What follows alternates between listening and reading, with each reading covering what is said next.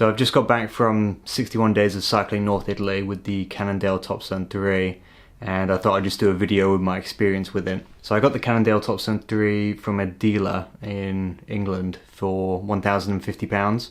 It is the 2023 version and new it was 1400, so a bit of a discount there. But when I got it, I think this is more of a problem on the shop front. They didn't tune the brakes properly. You know, I had to fully engage the levers before it would actually, you know, put in some effort to stopping. And then the gears themselves, they kept skipping. So you'd put it in a gear and then it would skip below or skip above. So you have to do what's called indexing. So it's twisting that little bit on the back of the derailleur and that'll, you know, properly align the gears. So I had to do that myself, and then the serial number was wrong. But that's you know, not to do with the Cannondale Topstone 3, that's more of the dealer that, you know, gave it to me. So I was using the bike for bike packing, so I was going to absolutely ram it full of bags. So I got a tubeless 29-inch classic rack on the back, and it didn't fit perfectly. It was kind of misaligned. You could probably see it was tilting more towards one side. Well, tilting's not the right word, it was basically just misaligned from the center. But I didn't have any issues with it. It was so strong, and my Oatly bags worked perfectly on it. There was a bit of rattling there, but I think that's more of a problem with the Oatly bag connection. It just doesn't fit tightly around the actual diameter it said it's supposed to fit around. But yeah, no issues there. And then I got 3 Blackburn racks that I put 2 on the forks and then 1 in the center frame. And then these were to strap bottles to, so I had 2 1.5 litre Nalgene's at the front, which, yeah, it was really good for kind of counterbalancing. And then, you know, just a lot of water storage there as well. So I had around just over 5 litres of water and then around 90 litres of space with the Oatly bags and then a handlebar bag and then some in the frame as well. So it was a really good setup there. Well, I say really good, it's a lot of storage. A lot of people will look at that kind of setup and be like, oh, it's just so bulky. People want to go for like a streamlined setup, but I feel like, you know, that can cost a lot more than this and you get good quality bags with this money. And it's my first trip, so forgive me. So I rode it fully kitted out, virtually for 2 months, and I was going to the Dolomites, the hills of Prosecco, just all of North Italy, down to Valle d'Aosta on the west, and then, you know, down to the coastline in Liguria, where you have to pass so many hills. So there was a lot of off-road, down gravelly paths, and this really beat up the bike, so it kind of put it to the test really, and it held up, to be honest. Yeah, it performed really well. I'm quite happy with it. After the gear indexing and all that kind of stuff, it worked perfectly fine. The only thing I'd say with this bike is the mechanical brakes. These ones, it seemed like you had to squeeze, like fully engage the brake before, you know, you'd actually stop. There was one moment where my tire bulged, like the inner tube popped and the tire bulged, and I had to basically run it on a very low PSI. And I was just at the top of this hill, and when I say top of a hill, I mean like 1,000 meters, and I had to descend the entire thing with just my hands on the brakes the entire time. You know, because if you build up too much momentum on a very low PSI, there's a big chance it's just gonna, you know, it's just gonna pop. And, you know, the wheel just becomes very unstable. My friend did recommend for me to go to the hydraulic version, which is the Topstone 2, I believe. I think that has hydraulic brakes. And he said that would just be much better for this kind of thing. Because, you know, with the added weight of the bags, all the hills, descents, he said it would just be much better.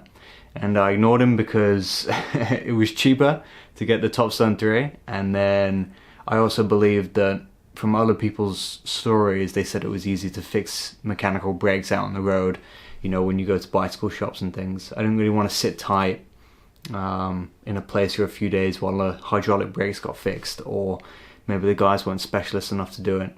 And then the biggest problem I had on the trip wasn't a fault with the bike. My derailleur hanger snapped in two. I was in a national park between Cortina and Dobbiaco, and I was just banging the center, which luckily was at a high point. Guys, the worst has happened. The derailleur hanger is snapped, and I was coming down over there and it just hit the bump and just snapped. And the worst part is I had that on my list of stuff to get as a repair kit, but it was out of stock everywhere I looked, like everywhere. Ah, it's so annoying. This part here is sheared off there, and there's just nothing that can be done. Nothing.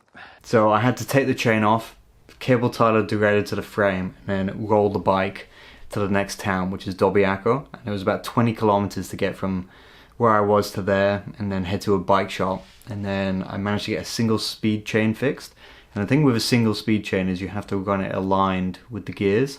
So you can't have it in the lowest gear because the front cog is here and then the back cog is here. You need to put it in like the third gear, which would bring it like this. So that meant going up hills was a struggle. I had to get off and then push the bike up some hills because you just physically couldn't ride it. And if you did push hard enough to, get that momentum, you'd probably snap the chain. So it's just not even worth it either way. So when I got the single speed fixed, I kept going west. I stopped at this place and I was basically there to buy a spare chain just in case it snapped, because I had, the mentality if I pushed too hard it could snap. And I go in and I tell the guy the problem, and he just gets down on all fours and he's looking at it. He's just looking at it really close, and he just goes, "I think I had that." And then he just goes down in the basement and he's there for like 5 minutes, and he comes back with the exact part, and I was like, how? They're not even a Cannondale dealer, so they don't even stock those bikes. So it was pretty crazy that he had the part. He fitted it and it was perfect, it worked fine. And yeah, that was a tough day to cycle there, but it paid off for sure. And then during my time on the road, I had about probably 10 punctures in inner tubes. So I had about 5 in 2 days. This was so annoying. So this was when the tire bulged as well, and I had to get a replacement for that.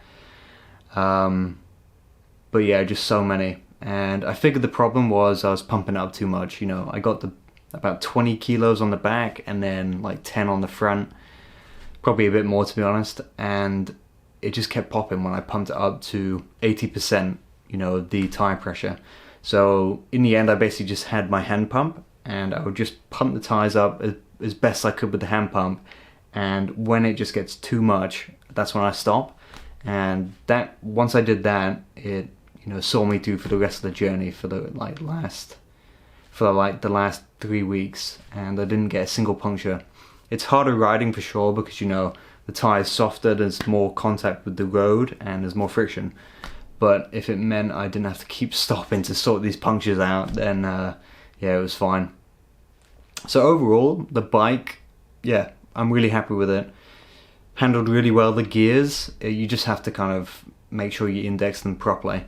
And yeah, really good kind of build quality, and the way it went down those slopes and parts went flying off, the forks didn't snap in half. I mean, that's probably what you expect for a minimum for a bike, but yeah, I'm happy with it. It's a good thing for bike packing. It's got all the eyelets you need to put in bags and stuff, so yeah, I definitely recommend it. I'll do more gear reviews down the line, but I'll still be releasing the kind of like mix match of footage that I filmed on the way, as the days went on. But yeah, thanks for watching, and yeah, stay tuned for more kind of bike packing adventure stuff if that's what you're interested in.